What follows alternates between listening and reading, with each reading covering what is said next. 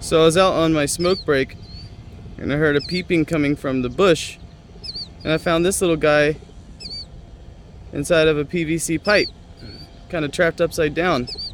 Oop, don't do that. And his mom and dad were all freaking out, but I'm gonna let him go back over there. Come on, go back over to your mom and dad.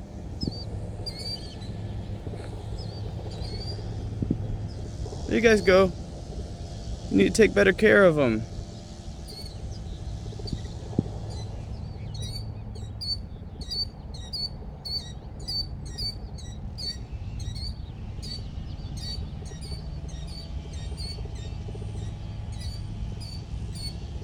Aw. It's inside. Wow, that was like one of the coolest things that's ever happened to me.